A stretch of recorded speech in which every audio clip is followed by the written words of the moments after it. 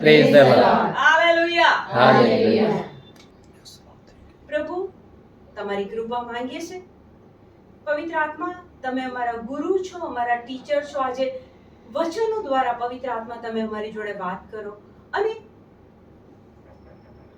સ્વર્ગની બાબતો, ઈશ્વરીય બાબતો, ચમત્કારિક બાબતો અમને સમજાવો.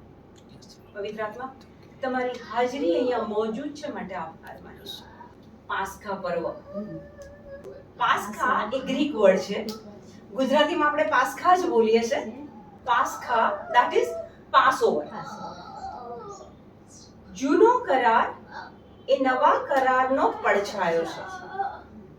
જૂના કરારમાં જે બાબતો બની ગઈ ને એ ઈસુ કરવાના હતા. એટલે જૂનો કરાર એ તો પડછાયો છે.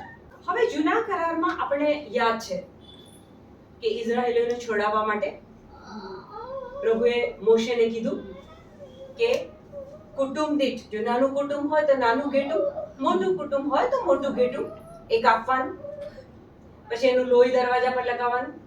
એટલે કે છે કે પેલો સંહારક, પેલો જે દૂત આવશે એ તમારા દરવાજાની અંદર કોઈ સંહારક કાર્ય કરી નહીં શકે.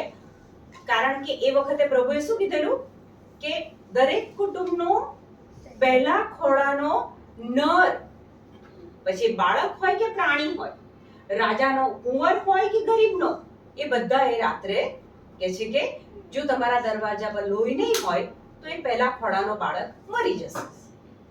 અને એક્ઝેક્ટલી એવું જ થયું કે ઇઝરાયેલીઓએ એ લોહી લગાવ્યું અને ત્યાં એ ઘરની અંદર પેલો સંહારક આવી ના શક્યો.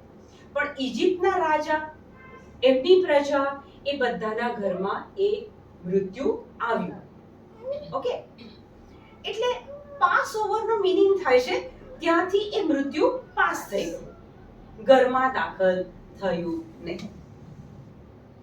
પછી એ લોકોને મુક્તિ મળી ગઈ, એ ગુલામીમાંથી, રાજા ફેરોની ગુલામીમાંથી મુક્તિ મળી ગઈ. પછી આગળ જાય છે તો રાતા સમુદ્રના બે ભાગ થાય છે, ત્યાંથી એ લોકો પાસ થાય છે અને એ લોકોને એક જેને કહેવાય ને કે શારીરિક રીતે મુક્તિ મળી ગઈ. હવે એ જ વસ્તુ ઈસુ પાસ્ખા પર્વની વાત કરી તો ઈસુએ જ્યારે એ લોહી વેવડાયું છે ત્યારે એ સેમ પાસઓવરની પ્રક્રિયા બની છે. એટલે ઇઝરાયેલીઓ જ્યારે ઇજિપ્તમાંથી નીકળ્યા, મિસરમાંથી, ત્યારે એ લોકોને મુક્તિ મળી ગઈ. ઓકે, હવે જો જૂના કરારમાં બીજો એક તમે રેફરન્સ જો તમને યાદ હોય તો નિયમ સંહિતાના નિયમ અનુસાર વિશ્રામવાર પાળવાનો, અઠવાડિયાનો એક વિશ્રામવાર કે જે દિવસે એ લોકો કશું જ કામ ના કરે. એટલે કે અઠવાડિયામાં એકવાર એ વિશ્રામવાર હોય, પછી મહિનામાં એકવાર, પછી વર્ષમાં એકવાર. તો આ રીતના એ વિશ્રામવાર પાળવાનો એ વખતનો નિયમ હતો. અને પછી એક વચનથી આપણે સમજીએ. જો કોઈની પાસે બાઇબલ હોય તો કાઢો, કર્મકાંડ 25:10.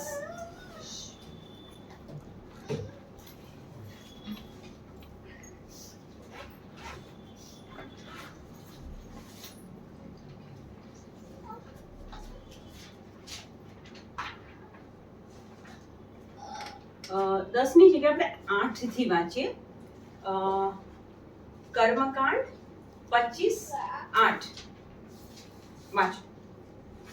તમારે વર્ષના 7 અઠવાડિયા ગણવા. તમારે વર્ષના કેટલા અઠવાડિયા ગણવાના? 7 અઠવાડિયા ગણવાના. એટલે કે 7 વાર 7 વર્ષ. 7 વાર 7 વર્ષ અર્થાત 49 વર્ષ. અર્થાત 49 વર્ષ. થોડુંક મેથ્સ આવ્યું છે અહીંયા, ગણિત આવી ગયું છે. પછી 7મા મહિનાને 10મે દિવસે, પછી 7મા મહિનાના 10મે દિવસે, પ્રાયશ્ચિતને દિવસે, પ્રાયશ્ચિતને દિવસે તમારે આખા દેશમાં રણશીંગો વગાડી, 50મા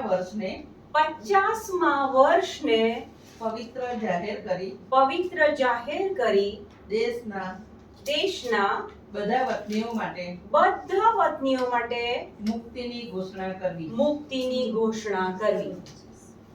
અહીંયા જૂનો કરાર એવું બતાવે છે કે 50મું વર્ષ આવે, આગળ આપણને 8મા વચનમાં એક ગણતરી બતાવી, 7 અઠવાડિયા, 7 7 49, એટલે 50મું વર્ષ આવે ત્યારે એ મુક્તિનું વર્ષ કહેવાય. પહેલા ઇજિપ્તમાંથી છોડાયા, પછી નિયમો આપ્યા, અને એ નિયમમાં એવું કહે છે કે 50મું વર્ષ આવે ને, દર વખતે 50મું વર્ષ આવે ને એટલે મુક્તિનું વર્ષ કહેવાય. અને એ વખતે મુક્તિ એટલે કઈ મુક્તિ, એ તમે આખો આખો અધ્યાય વાંચશો તો તમને ખબર પડશે કે દાખલા તરીકે મેં લુસિયાબેન પાસેથી 50,000 લીધા. ઓકે, હું થોડા કરીને લુસિયાબેનને હું પૈસા પાછા આપું છું, અને મીનવાઇલ પેલું 50મું વર્ષ આવી ગયું, મુક્તિનું વર્ષ આવી ગયું, તો એ દિવસે હું એમને જે મારા પૈસા આપવાના છે એમાંથી હું મુક્ત થઈ જાઉં છું. જૂના કરારમાં ગુલામો ખરીદતા હતા, તો મુક્તિનું વર્ષ આવે, 50મું વર્ષ આવે ત્યારે પેલો ગુલામ કે જેને પેલા ખરીદ્યો છે એ ગુલામ એ દિવસે એની ગુલામીમાંથી મુક્ત થઈ જાય છે. એ વખતનો પ્રભુનો આ કાયદો હતો. એટલે 50મું વર્ષ એ મુક્તિનું વર્ષ. પહેલા તો ઇજિપ્તમાંથી છોડાયા, હવે પ્રભુએ એક સરસ યોજના બનાવી અને દર 50 વર્ષે આ મુક્તિ વર્ષ બનાવ્યું. હવે આપણે એ જ વસ્તુને ઈસુ સાથે જોવાનો પ્રયત્ન કરીએ. તો ઈસુ આપણા કરતા કેટલા વર્ષ પહેલા આવ્યા? 2000. તો 50 થી તો વધારે થયા. તો હું જ્યારે બાઇબલ વાંચું છું ત્યારે મને હંમેશા આ કનેક્શન પકડાય છે કે આપણને ખરેખર મુક્તિ મળી ગઈ છે. ઘણી વખતે આપણે પાપના ગિલ્ટમાં, અપરાધ ભાવમાં જીવીએ છીએ. આપણને એવું લાગે છે કે મારા ઘરમાં આવું કંઈક થયું, અથવા કોઈ એક્સિડન્ટમાં સડનલી મૃત્યુ થયું, અથવા કોઈ મોટી બીમારીનું નામ ડોક્ટરે આપી દીધું, તો આપણને શું લાગે છે, કદાચ આ કોઈ શ્રાપ તો નહીં હોય, આગલી પેઢીનો કોઈ મૂર્તિ પૂજાનો કસાનો શ્રાપ તો નહીં હોય જેના કારણે મને આ દુઃખ વેઠવાનું આવ્યું. પણ વચન અનુસાર ઈસુના બલિદાનને જોઈએ તો જૂના કરારમાં જે ઘેટાનું લોહી વહ્યું અને એ દરવાજા પર લગાયું તો ત્યાં મૃત્યુ અટકી ગયું. ઈસુએ પવિત્ર શુક્રવાર એ દિવસે ઈસુએ જે લોહી વેવડાયું એ લોહીની અંદર આપણે તો મુક્ત થઈ ગયા છીએ. આપણને મુક્તિ મળી ગઈ છે. પાપોમાંથી મુક્તિ, શ્રાપોમાંથી મુક્તિ, રોગોમાંથી મુક્તિ, દરેક બાબતોમાંથી આપણને મુક્તિ મળી ગઈ છે. સવાલ એ આવે છે કે આપણે એ મુક્તિને સ્વીકારીએ છીએ ખરા? આપણને પહેલેથી એક આદત છે કે પરફોર્મન્સ બતાવો પછી તમને એનું પરિણામ મળશે. એટલે આપણે પરફોર્મન્સ આપવાની આદત જ પડેલી છે. આપણો ઈસુ કહે છે તમે મારા પર શ્રદ્ધા રાખો અને મારા બલિદાનમાં શ્રદ્ધા રાખો. પવિત્ર શુક્રવારના દિવસે એ દિવસે શું બાબત બની? હું તમને થોડી હેલ્પ કરું છું. જૂના કરારમાં પાસ ઓવર થયો, પેલો સંહારક પાસ થઈ ગયો. એ ઈસુના બલિદાનમાં શું થયું? એ દિવસે ફરીથી પાસ ઓવર થયું છે. ખબર છે કેવી રીતના? ઈસુ ક્રુસ પર મૃત્યુ પામ્યા, પછી એમને કબરમાં મૂકવામાં આવ્યા. જો એ કબરમાંથી ઉઠ્યા જ ના હોત તો શું કહેવાય કે ઈસુ કબરમાં પોઢી ગયા. પણ ઈસુ ત્યાં રહ્યા નથી. ઈસુ તો ત્યાંથી ઉઠ્યા છે ને આગળ વધ્યા છે, પુનરુત્થાન થયું છે. સો બલિદાન આપે છે, મૃત્યુ થાય છે, કબરમાં જાય છે, ત્યાંથી ઉઠે છે અને નવું જીવન લઈને આવ્યા છે મારા અને તમારા માટે. તો એ દિવસે આખી પાસઓવરની પ્રક્રિયા થઈ છે. કેવી રીતના? આપણી જગ્યાએ એમણે મૃત્યુ લઈ લીધું, એમણે દુઃખ દર્દ વેઠી લીધું, કોડાનો માર સહન કર્યો, અપમાનો સહન કર્યા, લોકો એમના પર થૂક્યા. જે બધા આપણે વેઠવાના હતા, આપણા પાપોના કારણે આપણી શિક્ષા એ ક્રૂસ ઉપર મારીને તમારી ત્યાં જગ્યા હતી ક્રૂસ પર. ઈસુ જ્યારે ક્રૂસ ઉપર મરી ગયા, તો ઈસુએ એક પાસઓવર કેવી રીતના કર્યું છે કે મારા ને તમારા શ્રાપો એમણે એમના શરીરમાં લઈ લીધા. વચન કે છે એમના ઘાથી તમે સાજા થયા છો, એમના શરીર પર કોરડા પડ્યા અને આપણને સાજાપણું મળ્યું છે. કે છે કે એમના લોહીમાં મારા ને તમારા પાપો ધોવાઈ ગયા. બેસ્ટમાં બેસ્ટ ડિટર્જન્ટ એમણે વાપર્યું. આપણા સૌથી મેલા ગંદા પાપો એમના પવિત્ર લોહીમાં ધોવાઈ. એટલે જેટલું જેટલું મારે ને તમારે વેઠવાનું હતું એ બધું પાસઓવર થઈ ગયું અને ઈસુએ પોતે લઈ લીધું છે. હવે આપણે બહુ બધી બાબતો નથી લેવાના, 2-4 બાબતો લઈએ. જે નોટબુક લાયા હોય એ લખી લેજો કે ઈસુનું લોહી વહી ગયું. ક્રૂસ ઉપરથી ઈસુનું લોહી, પવિત્ર લોહી વહી ગયું. તો એમાં કઈ બાબતો બની છે? એ લોહીમાં આપણને શું મળ્યું? લોહી તો એમણે વેવડાવ્યું, આપણને શું મળ્યું? તો પહેલું શું મળ્યું? તો કે જે છુટકારો મળ્યો છે આપણને. કલોસા 1:13-14. તેણે આપણને અંધકારના અમલમાંથી છોડાવીને તેણે ઈસુએ જ્યારે લોહી વેવડાવ્યું છે ત્યારે અંધકારના અમલમાંથી છોડાવીને પોતાના વાલા પુત્રના રાજ્યમાં મૂક્યા છે. મૂકશે. મૂક્યા છે. પ્રાર્થના કરીશું, રડીશું, માંગીશું, કરગરીશું ત્યારે આપણને એના રાજ્યમાં મૂકશે ને. ઓલરેડી મૂકી દીધા છે. ખ્યાલ આવે છે? ક્યાં છો તમે? નાની નાની વાતમાં રડવું આવી જાય છે, દુખી થઈ જવાય છે, ડિપ્રેસ થઈ જવાય છે. કે છે કે એના બલિદાનમાં એ આખો પાસઓવર થઈ ગયું, મારું બધું ધોવાઈ ગયું, આપણું બધું ધોવાઈ ગયું. અને ફરીથી વાંચો આખું વચન એક સાથે. તેણે આપણને અંધકારના અમલમાંથી તેણે આપણને અંધકારના અમલમાંથી છોડાવીને પોતાના વાલા પુત્રના રાજ્યમાં મૂક્યા છે. તેણે પોતાના વાલા પુત્રના રાજ્યમાં મૂક્યા છે. ઈશ્વરનું રાજ્ય છે, એની અંદર ઓલરેડી આપણને મૂકી દીધા છે. અને આપણે મૃત્યુથી ડરીએ છે. એક ભાઈને એક દિવસ હું મળી આણંદમાં, મને કે પુષ્પા મૃત્યુનો બહુ ડર લાગે છે. કેમ ડર લાગે છે? કારણ કે ખબર નથી કે હું કોના રાજ્યની છું, કે કોના રાજ્યનો છું. ઓકે, 14મું વાંચો. એ પુત્ર દ્વારા જ આપણને મુક્તિ, પાપની માફી પ્રાપ્ત થાય છે. મુક્તિ અને પાપની માફી પ્રાપ્ત થાય છે. બલિદાન એણે આપ્યું અને આપણને બાયપાસ કાઢી નાખ્યા.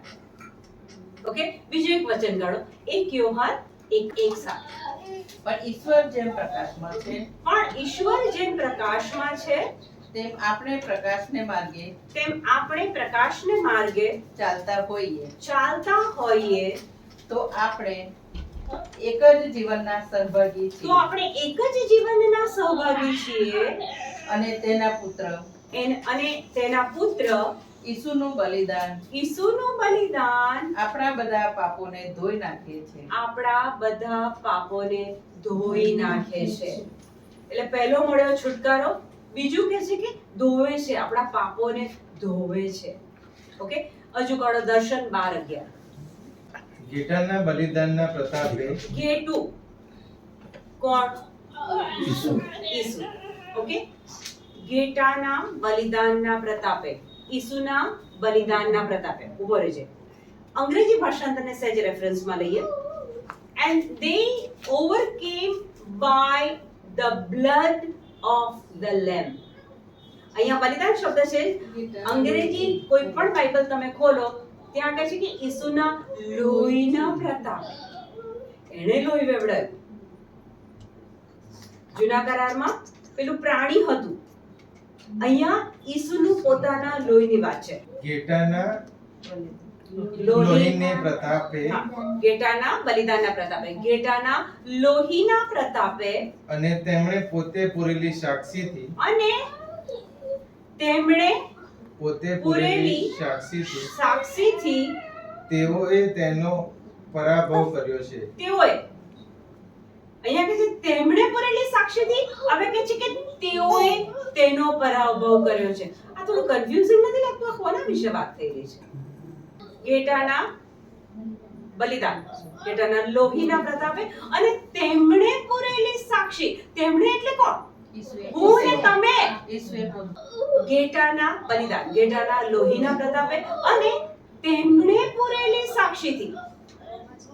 અહીંયા હું ને અને તમે, માનવજાત, તેમણે પૂરેલી સાક્ષીથી તેઓએ તેઓ એટલે કે મેં ને તમે તેનો પરાભવ તેનો કર્યો છે. પરાભવ. તેનો પરાભવ એટલે કોણ? શેતાન. શેતાનનો પરાભવ. શેતાનને હરાયો છે ઈસુના લોહીના પ્રતાપે અને તેમણે પૂરેલી સાક્ષીથી તેમણે તેનો પરાભવ કર્યો છે. એટલે કે જૂના કરારમાં દરવાજા પર લોહી લગાડ્યું. હવે આજના દિવસે માને કે હું એ ઈસુના લોહીમાં હું શ્રદ્ધા રાખું છું અને સવારમાં ઉઠીને હું મારા શરીરને ઈસુના લોહીમાં ઢાંકું છું. હું રોજ બોલું કે પ્રભુ ઈસુ, અત્યારે હું મારા શરીરને તમારા પવિત્ર લોહીમાં ઢાંકું છું. તો મેં મારી જીભથી એ કબૂલાત કરી. હવે જો દરવાજા પર એ પેલું પ્રાણીનું લોહી હોય અને સંહારક ના આવી શકે, તો જો હું મારા શરીર પર એ લોહી લગાવું તો ત્યાં આગળ હું શૈતાનને, સંહારકને હરાવું છું. અહીંયા પરાભવ શબ્દ થોડો કાવ્યાત્મક જેવો લાગે છે. પરાભવ કરવો એટલે હરાવવું. એટલે જ્યારે આજના દિવસે માનવજાત એ ઈસુના લોહીને સ્વીકારે, એ ઈસુના લોહીને લગાવે, ત્યારે આ એટલી વાર આપણે એ શૈતાનને હરાઈએ છીએ. શૈતાન ઈસુના લોહીને કદાપી સ્વીકારી નથી શકતો. જ્યાં માનવજાત એ ઈસુના લોહીને લગાવે છે, આપણા ઘરમાં, આપણા દરવાજા પર, આપણા શરીરોમાં બાળક માંદું છે, એને ઈસુના લોહીમાં ઢાંકી દો. તમે જો પેલો સંહારક કેવો ભાગી જાય છે. દર્શન 7:14. એટલે મેં કહ્યું, મુરબ્બી તમે જાણો. એટલે મેં કહ્યું, મુરબ્બી તમે જાણો. ત્યારે તેણે મને કહ્યું, આ લોકો ભારે વિપત્તિમાં થઈને આવ્યા છે. સાંભળજો, આ લોકો ભારે વિપત્તિમાં થઈને, મુશ્કેલીમાંથી આવ્યા છે. તેમણે પોતાના વસ્ત્રો ઘેટાના લોહીમાં ધોઈને સફેદ બનાવ્યા છે. આથી તેઓ આત્માને ઈસુના લોહીથી એ સ્વીકાર્યું છે, એ બલિદાનને સ્વીકાર્યું છે, એ લોહીને સ્વીકાર્યું છે અને એમના આત્મિક વસ્ત્રો શુદ્ધ થયા છે. Okay, one more. હિબ્રુઓ 13:12. આથી ઈસુએ પણ પોતાના રક્તથી લોકોને પાવન કરવા માટે શહેરના દરવાજા બહાર મૃત્યુ વેદના ભોગવી હતી. ઈસુએ મૃત્યુ વેદના શાના માટે ભોગવેલી? આગળના વાક્યમાં ફરીથી વાંચો આગળનું વાક્ય. આથી ઈસુએ પણ પોતાના રક્તથી લોકોને પાવન કરવા માટે ઈસુનું લોહી, લોકોને પવિત્ર કરવા માટે, લોકોને શુદ્ધ કરવા માટે આ ઈસુએ લોહી વેવડાવ્યું છે. હિબ્રુઓ 12:24. અહીં નવા કરારના મધ્યસ્થ ઈસુ મોજૂદ છે. અહીં નવા કરારના મધ્યસ્થ ઈસુ મોજૂદ છે અને હાબેલના લોહી કરતા વધુ કલ્યાણકારી વચનો ઉચ્ચારનાર લોહીનું પ્રોક્ષણ થઈ રહ્યું છે. પહેલા આપણને એ ખબર હોવી જોઈએ કે હાબેલ કોણ? ઉત્પત્તિના ગ્રંથમાં બે ભાઈઓ કાઈન અને હાબેલ એ બે ભાઈ હોય છે. એ બંને જણ પ્રભુને અર્પણ કરે છે. હવે એકના અર્પણથી પ્રભુ રાજી થાય છે અને બીજાના અર્પણથી પ્રભુ રાજી થતા નથી. એટલે જેના અર્પણથી પ્રભુ રાજી નથી થતા એને એના ભાઈ ઉપર ગુસ્સો આવે છે. કાઈનને હાબેલ ઉપર ગુસ્સો આવે છે. પછી એક દિવસ કહે છે ચલ ને આપણે ખેતરમાં જઈએ. એને લઈ જાય છે અને ત્યાં એનું ખૂન કરે છે ખેતરમાં. હવે જ્યારે ખૂન કરે છે ત્યારે બે ભાઈ હોય છે. એક ભાઈ બીજા ભાઈનું ખૂન કરે છે અને વચનમાં કીધું છે, ખોલો ઉત્પત્તિ 4:10 કાઢો. ત્યારે પ્રભુએ કહ્યું, તે આ શું કર્યું? કાઈનને કહે છે ત્યાં શું કર્યું? તારા ભાઈનું લોહી ધરતીમાંથી મને પોકાર કરે છે. તારા ભાઈનું લોહી ધરતીમાંથી મને પોકાર કરે છે. માણસે ખૂન કરે, એનું લોહી જમીનમાં જાય, એ શું માને છે કે મેં તો આનું ખૂન કરી નાખ્યું, પતી ગયું. પ્રભુ શું કહે છે? એક કે બીજાનું ખૂન કર્યું છે અને એ લોહી મને પુકારે છે. તો ઈસુનું લોહી કેટલું બધું પવિત્ર. પેલો તો દુનિયાવી માણસ હતો. ઈસુ તો જ્યારે પૃથ્વી પર આવ્યા ત્યારે 100% માનવ હતા અને 100% એ પ્રભુ હતા, ઈશ્વર હતા. એનું લોહી કેટલું ચીખીને પુકારે. એને લોહી વેવડાયું છે જ એટલા માટે કે મારા ને તમારા બધા જ પાપો ધોવાઈ જાય. ઘડી ઘડી સ્મરણમાં રાખો, પાસ ઓવર કરી દીધું છે ઈસુએ. આપણે બાયપાસ કાઢી દીધા છે, સેફ કાઢી દીધા છે. કે મારા જીવનમાં શું હું ઈસુને ઓળખું છું? એના લોહીને ઓળખું છું? દર્શનના પુસ્તકમાં શું કીધું કે આ લોકો ભારે વિપત્તિમાંથી આવ્યા છે, પણ એ લોકોએ એમના વસ્ત્રો એના લોહીમાં, ઘેટાના લોહીમાં ધોયા છે. ધોવાઈ ગયા છે, પાપો ધોવાઈ ગયા છે. જે બોલ્યું, ચાલ્યું, વળ્યું, ઝઘડ્યું બધું ઈસુએ પાસ લઈ લીધું છે એના બલિદાનમાં. કોઈ ભાર નીચે રહેવાની જરૂર નથી. જો ભાર રાખવો હોય તો એક જ રાખજો કે હું કોના પર મદાર રાખું છું. મારો ભરોસો કોના પર છે? પ્રભુ પર છે, ઈસુ પર છે કે લોકો પર છે? કે રોમ 8:34 ઈસુ ખ્રિસ્ત મૃત્યુને વર્યા હતા. ઈસુ ખ્રિસ્ત મૃત્યુને વર્યા હતા. એટલું જ નહીં, પાછા સજીવન થયા હતા. સ્વીકારો છો? હા. ચોક્કસ? હા. ત્રીજા દિવસે પુનરુત્થાન? પાક્કું? ઓકે. અને ઈશ્વરને જમણે હાથે બિરાજી આપણા વતી વિનવણી પણ કરે છે.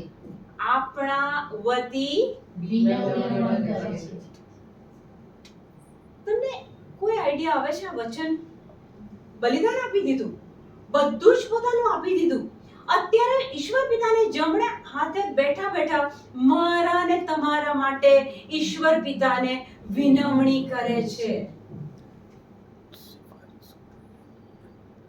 ઈસુ આજના દિવસે આપણા માટે વિનંતી કરે છે. હું તકલીફમાં હોઉં, મુશ્કેલી, તકલીફ, ઈસુ આપણા માટે વિનંતી કરે છે. ઈશ્વર પિતાને આવો પ્રેમ કદાચ આપણે છે ને કલ્પી બી નથી શકતા. આ છે ને એક માનવ મનના સમજ બહારની બાબત છે. કારણ કે આપણે દુનિયામાં સ્વાર્થી પ્રેમ જોયો છે. તું મને સ્માઈલ આપ તો હું તને સ્માઈલ આપું, તું મારા ઘરે આવ તો હું તારા ઘરે આવું, તું મને પ્રેમ કર તો હું તને પ્રેમ કરું. પતિ પત્નીના સંબંધો કેટલા કેલ્ક્યુલેટિવ હોય છે. જો તમે એના ફેમિલીનું નથી રાખ્યું તો તરત જ વાણી, વર્તન, વ્યવહાર, નિર્ણયમાં તમે એક ચેન્જ તમને જોઈ શકાશે. આપણે આ પ્રેમ જોયો છે ને એટલે આ ઈસુનો પ્રેમ, નિતરતો પ્રેમ, નિસ્વાર્થ પ્રેમ આપણને સમજતા બહુ વાર લાગે છે. બલિદાન આપ્યા પછી અત્યારે પણ મારા ને તમારા માટે એ મધ્યસ્થી કરે છે. આવા ઈસુને ક્લેપ કરીએ.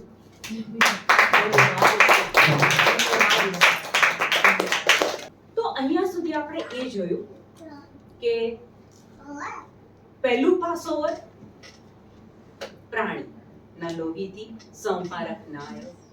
પછી ઈસુનું બલિદાન, એ આખા પ્રક્રિયામાંથી પસાર થયા, મૃત્યુ થયું, દફનાવવામાં આવ્યા અને ત્યાંથી એ ઊભા થઈને નવું જીવન લઈને આવ્યા. અને ત્યાં કહે છે કે એમના લોહીમાં, એમના બલિદાનમાં આપણને શું મળ્યું? એ અમુક જ વચન લીધા છે, બધા નથી. આ બધી બાબતો આપણને મળી. છુટકારો મળ્યો, પાપોમાંથી માફી મળી, અનંત જીવન, સગળું આપણને પ્રભુએ આપી દીધું છે. હવે કલ્પના કરો, આટલું બધું કર્યા પછી, ઈસુનું આપણા માટે આટલું બધું કર્યા પછી હજી પણ જો મારાથી ને તમારાથી પાપ થઈ જાય છે, દાખલા તરીકે આદમે પાપ કર્યું. એણે શું કર્યું? એ પાપ થયા પછી, આદમથી પાપ થઈ ગયા પછી એ પ્રભુની પાસે જવાની જગ્યાએ એ પ્રભુથી દૂર જાય છે. પ્રભુની મદદ માંગવાની જગ્યાએ એ સ્વ પ્રયત્નથી પોતાના શરીરને અને પાપને ઢાંકવાનો પ્રયત્ન કરે છે. બીજો એક એક્ઝામ્પલ લઈએ. યહૂદા ઇશ્કરિયોત પાપ કરે છે, 30 સિક્કામાં ઈસુને વેચી દે છે. જે ક્ષણે યહૂદા ઇશ્કરિયોતને એ ખ્યાલ આવે છે કે હવે તો આ લોકો ઈસુને મારી નાખશે, એને એટલો બધો અપરાધ ભાવ જાગે છે, એટલું બધું ગિલ્ટી ફીલ થાય છે કે ઈસુની પાસે જવાની જગ્યાએ, પ્રભુની પાસે જવાની જગ્યાએ એ પોતાની જાતને ખતમ કરી નાખે છે, એ આપઘાત કરે છે. ત્રીજો એક કિસ્સો લઈએ. રાજા દાવીદ એ વ્યભિચાર કરે છે. રાજા દાવીદ એ ખૂન કરે છે. પણ જે ક્ષણે રાજા દાવીદને ખબર પડે છે કે આ કર્મથી, આ બાબતથી પ્રભુ નારાજ થઈ ગયા છે, તરત જ એ શોક કંઠા પહેરી લે છે, પસ્તાવો કરે છે, રડે છે, પ્રભુ પાસે માફી માંગે છે અને પછી પ્રભુની કૃપાને એ લાયક બની જાય છે. એનાથી બી પાપ થઈ ગયો, પણ એ પ્રભુથી વિખૂટા પડવાની જગ્યાએ જે ક્ષણે ખબર પડી કે પ્રભુ આ બધાથી નારાજ થઈ ગયા છે, એ શોક કંઠા પહેરી લે છે, પસ્તાવો કરે છે, રડે છે, માફી માંગે છે અને ત્યાં પ્રભુ માફ કરી દે છે. હજી એક એક્ઝામ્પલ લઈએ. સન પીટર પહેલા તો કહે છે કે મારે તમારા માટે મરવાનું થાય તો હું તૈયાર છું. સમય આવે છે ત્યારે 3 વાર નકાર કરે છે. હું ઓળખતો નથી ઈસુને, 3 વાર નકાર કરે છે. પણ જ્યાં ખબર પડી, લખાણમાં તો એવું કહે છે કે એટલું રડ્યા, સંત પીટર એટલું રડ્યા કે છે ગાલ પર ખાડા પડી ગયા. કહેવાનો અર્થ કે પુષ્કળ રડ્યા, પોતાના પાપ માટે પુષ્કળ રડ્યા અને પસ્તાવો કર્યો. એમણે પાપ કર્યું પછી શું ઈસુ એમને ફેંકી દીધા? ઈશ્વરના રાજ્ય માટે શું એમનો ઉપયોગ ના કર્યો? પ્રભુએ માફી આપી અને પછી પ્રભુ શું કહે છે? ઈસુ, જો તું મને પ્રેમ કરતો હોય તો મારા ગાડરા ચરાવ, મારા ઘેટા ચરાવ, એટલે કે મારા લોકોને મારી પાસે લાવ. એટલે જો ઈસુનું આટલું બધું કર્યા પછી, બલિદાન આપ્યા પછી, પાસ ઓવર થયા પછી, આજના દિવસે ઈશ્વર પિતાની પાસે બેસીને આપણા માટે એ મધ્યસ્થી કરતા હોય, આટલો બધો ઈસુનો પ્રેમ હોવા છતાં પણ જો કદાચ મારાથી ને તમારાથી આજે કોઈ પાપ થઈ જાય છે, કોઈ ભૂલ થઈ જાય છે, ઈશ્વરના રાજ્યની વિરુદ્ધની બાબત બની જાય છે, તો આદમ યહૂદા ઇશ્કરિયોતની જેમ પ્રભુથી દૂર નહીં જવાનું. ભૂલ થઈ ગઈ છે, હા પ્રભુ હું પાછો આવ્યો છું, મારાથી આ ન કરવાની બાબત બની ગઈ છે. કારણ કે માનવ જાતને શું લાગે છે કે મેં આ કર્યું એટલે હવે પ્રભુ મારાથી નારાજ છે. ના, આજના દિવસે ઈસુ મારા ને તમારા પાપો માટે ઈશ્વર પિતાને મધ્યસ્થી કરે છે. આ ઈસુનો પ્રેમ, જેણે લગ્ન જીવનમાં, મિત્રતામાં, કુટુંબમાં જે નિષ્ફળ ગયા છે ને સંબંધોમાં, એ લોકો માટે આ ઈસુનો પ્રેમ આવો હોઈ શકે? એ વસ્તુ જ ગણે નથી ઉતરતી. અને એના કારણે જે હું માનવને જે માપથી માપું છું, મારા કુટુંબીજનો કે માનવને હું જે માપથી માપું છું, એ માપથી આપણે ઈસુને માપીએ છીએ, એ માપથી આપણે ઈશ્વર પિતાને માપીએ છીએ. ભૂલ થાય કદી એવો વિચાર નહીં કરવાનો કે પ્રભુ મારાથી નારાજ છે. ઓન ધી કોન્ટ્રી, સીધા પ્રભુ પાસે જતા રહો, પ્રભુ જોડે વાત કરો. એક યાદ કરો, તમે નાના હતા, સ્કૂલમાં ભણતા હતા, યુનિફોર્મ પહેરીને જતા હતા, અને સ્કૂલ પૂરી થાય ને તમે ઘરે આવો, એ 4-5 કલાકમાં સવારે તમારા મમ્મીએ જે વ્હાઈટ યુનિફોર્મ, ચોખ્ખું યુનિફોર્મ પહેરાયું હોય, સ્કૂલમાંથી પાછા આવો ત્યારે એ યુનિફોર્મ પર ડાઘા લાગતા હતા. છોકરીઓ ખિસ્સામાં આમળા મૂકે તો પરમેનન્ટ ડાઘા પડતા હતા. તમે કદી એવો વિચાર કર્યો કે આજે હું ઘરે નહીં જાઉં, મમ્મી પાસે નહીં જાઉં, કારણ કે મારા કપડામાં ડાઘા પડ્યા છે, હવે મારી મમ્મી મારો સ્વીકાર નહીં કરે? કદી આવો વિચાર આવશે? ના. એ જ તમારી મમ્મી, એ જ તમારા કપડા એટલા જ પ્રેમથી ધોતી હતી અને બીજા દિવસે ઇસ્ત્રી કરીને તમને પહેરાવતી હતી. ઈસુએ શું કર્યું છે ખબર છે? તમારા વસ્ત્રોને ધોયા છે, તમારા પાપોને ધોયા છે. ખોલો 2 Corinth 5:21 જોડથી. ખ્રિસ્ત પોતે નિષ્પાપ હતા. ખ્રિસ્ત પોતે કેવા હતા? નિષ્પાપ હતા. ઈસુએ કોઈ પાપ નહોતું કર્યું, બરાબર? એ તો નિષ્પાપ હતા. તેમ છતાં આપણી ખાતર ઈશ્વરે તેમને પાપરૂપ બનાવ્યા. કોણે બનાવ્યા? ઈશ્વરે ઈસુને પાપરૂપ બનાવ્યા, જેથી તેમના દ્વારા આપણે ઈશ્વરની પવિત્રતા પામી શકીએ. આપણા પાપોને ધોવા માટે ઈશ્વર પિતાએ એમના પુત્રને વધારી દીધો અને એના લોહીમાં આપણા પાપો ધોવાઈ ગયા. જો મમ્મી તમને નથી નકારતી તો આપણો બાપ, આપણો સ્વર્ગીય બાપ, આપણો ડેડી એ નકારશે? જેણે એના પુત્રને વધારી દીધો છે, એના લોહીમાં ધોવાઈ ગયા છે આપણા બધા પાપ. અને કેવા પાપ ધોવાયા છે? ભૂતકાળના પાપો, વર્તમાનના પાપો અને હજુ ભવિષ્યમાં આપણે જે કરવાના છે એ બધાનો હિસાબ ચૂકતે થઈ ગયો છે. અને આ છે પાસઓવર, ઈસુએ કરેલું પાસઓવર. કોઈ સવાલ થાય છે? અત્યારે તમે કીધું કે ઈશ્વરે આપણા બધા પાપ માફ કરી દીધા છે ને આપણને ધોઈ કાઢ્યા છે, આપણને સ્વચ્છ કરી દીધા છે. Yes. તો એવું કહેવામાં આવે છે કે ન્યાયના દિવસે તમારો ન્યાય કરવામાં આવશે. Yes, બિલકુલ. એ શું? એમનો સવાલ સમજ્યો? કે જો આપણા પાપ ધોવાઈ ગયા છે તો પછી છેલ્લે પ્રભુ આગળ ઊભા રહેવું પડશે, ન્યાયાસન આગળ ઊભા રહેવું પડશે. અને એ વચન બી આપણે એકવાર વાંચીએ. એમણે જે સવાલ પૂછ્યો, રોમ 14:12, હું વાંચું છું, ખાલી અહીંયા ધ્યાન આપો, ખાલી ધ્યાન આપો. એમણે કીધું ને કે ન્યાયાસન આગળ ઊભું રહેવું પડશે. મતલબ કે આપણામાંના એક જણે ઈશ્વર આગળ પોતાનો હિસાબ આપવાનો છે. રોમ 14:12. એટલે એ તો નક્કી છે કે હિસાબ આપવાનો છે. તો હિસાબ શાનો આપવાનો છે? ન્યાયાસન આગળ મૃત્યુ થશે તો ઈશ્વરના ન્યાયાસન આગળ આપણો ન્યાય થશે. શાનો ન્યાય? આપણો ન્યાય શાનો થશે? એક વ્યક્તિ એવી હશે કે જેણે પુષ્કળ ધાર્મિક કાર્યો કર્યા છે. ધાર્મિક કાર્યો પુષ્કળ કર્યા છે. અને બીજી એક વ્યક્તિ એવી હશે કે આખું જીવન એણે પાપ કર્યા છે, વ્યસનો કર્યા છે, વ્યભિચાર કર્યા છે, પણ મૃત્યુ પહેલા એ XYZ કોઈ બી સંજોગોમાં એ ઈસુને સ્વીકારશે. ઈસુને સ્વીકારશે. કર્મો કોઈ નથી, કર્મો તો બધા ઈશ્વરના રાજ્યની વિરુદ્ધના કર્યા છે, પાપો કર્યા છે. પણ એક મોમેન્ટ મૃત્યુ પહેલા એવી આવી ગઈ કે જ્યાં એણે ઈસુનો સ્વીકાર કરી લીધો, મુક્તિદાતા તરીકે સ્વીકાર કરી લીધો.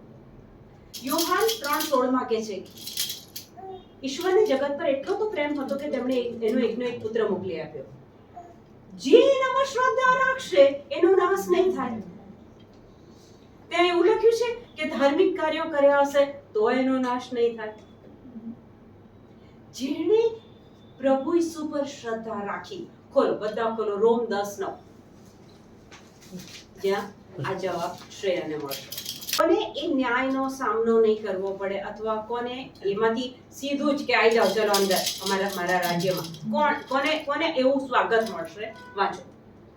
જો તું તારા હોઠે એમ કબૂલ કરતો હોય કે જો તું તારા હોઠે એમ કબૂલ કરતો હોય કે ઈસુ પ્રભુ છે ઈસુ પ્રભુ છે અને તારા અંતરથી એમ માનતો હોય કે તારા અંતરથી એમ માનતો હોય કે તેમને ઈશ્વરે મરેલામાંથી સજીવન કર્યા હતા તેમને ઈશ્વરે મરેલામાંથી સજીવન કર્યા હતા તો તારો ઉદ્ધાર થશે. ઉદ્ધાર થશે. કદાચ કોઈક સંજોગોમાં અમુક ધાર્મિક કાર્યો નથી કર્યા, અમુક ધાર્મિક સ્થળોની મુલાકાત નથી લીધી, કદાચ પ્રાર્થના બહુ નથી થઈ. પ્રભુ કહે છે ઈશ્વર પિતા એક જ વસ્તુ માંગે છે મારી ને તમારી પાસે આજના દિવસે. ઈશ્વર પિતા કહે છે કે મારો સ્વીકાર કરો અને મેં મોકલેલા મારા પુત્રને તમે સ્વીકારો. યોહાન 17:3 માં કહે છે કે ઈશ્વર પિતાને ઓળખો અને એમણે મોકલેલા ઈસુને ઓળખો એટલે તમારો ઉદ્ધાર. એટલે આપણો ઉદ્ધાર થાય એના માટે મહેનત કરવાની છે. પણ કઈ મહેનત? શ્રદ્ધા વધે એની મહેનત. ધાર્મિક કાર્યો નથી થયા, પ્રભુ કહે છે મને એની જરૂર નથી, પણ છેલ્લી ક્ષણે બી જો તું ઈસુના બલિદાનને સ્વીકારે છે, ઈસુના લોહીને સ્વીકારે છે, ઈશ્વર પિતાને સ્વીકારે છે, કેટલું ઈઝી બાબત છે, પણ એ મગજમાં નથી ઉતરતી કારણ કે આપણને પરફોર્મન્સની આદત છે.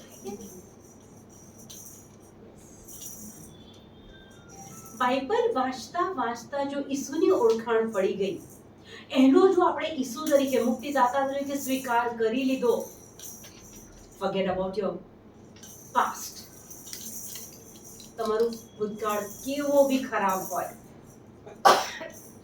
ઉપર જતા પહેલા જો એ ઈસુને પ્રભુ તરીકે તમે સ્વીકાર્યો, વચન કહે છે જો તું તારા અંતરથી માનતો હોય અને મુખે કબૂલ કરતો હોય કે ઈસુ એ પ્રભુ છે અને ઈશ્વરે તેમને મરેલામાંથી સજીવન કર્યા છે, તો તારો ઉદ્ધાર પાકો. ઘરમાં બેઠો બેઠો ઈસુનો સ્વીકાર કર્યો છે. યસ, પેલું નથી કીધું કે બે બાઈઓ દળતી હશે, એકને લેવામાં આવશે. દળતી હતી તો બે, મહેનત તો બે કરતી હતી. એકને લેવામાં આવશે ને બીજીને કેમ નહીં? એકે શ્રદ્ધા રાખી છે, બીજીએ નથી રાખી.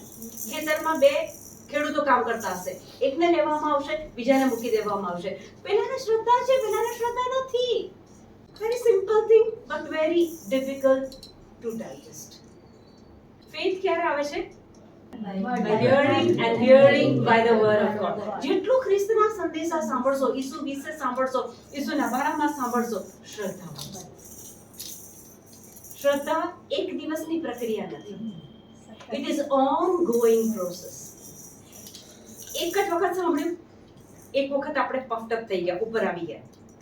બીજા દિવસે તમે 3 દિવસ જો તમે ઈસુથી છૂટા પડી જાઓ, વચનથી છૂટા પડી જાઓ, ખ્રિસ્તના સંદેશાથી છૂટા પડી જાઓ, એ તમારો ગ્રાફ નીચે આવી જશે. એક્સપિરિયન્સ કરીને જોજો. શ્રદ્ધા તો જેટલું તમે વચનો સાથે રહેશો એટલી શ્રદ્ધા વધશે. અને ઉપર જવા માટે શ્રદ્ધા સિવાય કોઈ વાહન નથી આપણી પાસે. તો પેલું છેલ્લું વચન રહી ગયું આપણું, હિબ્રુ 4:6. હિબ્રુ 4:6 કોણ વાંચે છે? આપણી વાત હતી કે આટલું બધું કરવા છતાં પણ જો પાપ થઈ જાય, પ્રભુથી દૂર નહીં જવાનું. સંજોગો ગમે તેવું તોફાન આવે ને, બી કનેક્ટેડ વિથ ગોડ. જેમણે પહેલા શુભ સંદેશ સાંભળ્યો હતો તેઓ અશ્રદ્ધાને કારણે પ્રવેશ પામી શક્યા નહોતા. ઓકે, ફરીથી વાંચો. જેમણે પહેલા શુભ સંદેશ સાંભળ્યો હતો. આમાં એક રહસ્ય છે આ વચનમાં. ધ્યાનથી સાંભળજો, હું સવાલ પૂછીશ. Let me C who can give me the answer. ફરીથી.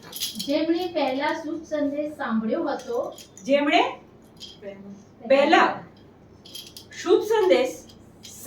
હતો તેઓ અશ્રદ્ધાને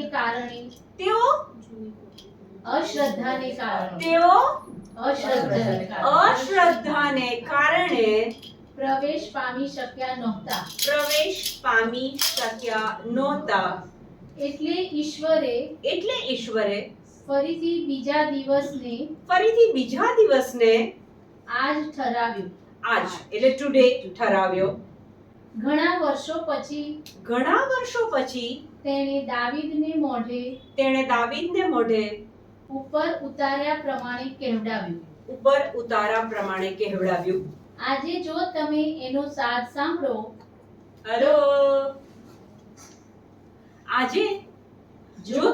સાદ સાંભળો તો તમારા મનને નઠોર ન બનાવી દેશો. અહીંયા એક પહેલું જ વાક્ય હતું. પહેલા જ વાક્યમાં પ્રશ્ન છે મારો. પહેલું વાક્ય ફરીથી વાંચો. જેમણે પહેલા શુભ સંદેશ સાંભળેલો તેઓ અશ્રદ્ધાને કારણે પ્રવેશ પામી શક્યા નહોતા. અહીંયા કોની વાત છે? પહેલા શુભ સંદેશ સાંભળેલો. ઇઝરાયેલી લોકો માટે આ પ્રભુ કહે છે કે એ લોકોને પ્રભુએ એક પ્રોમિસ આપેલી. કઈ પ્રોમિસ?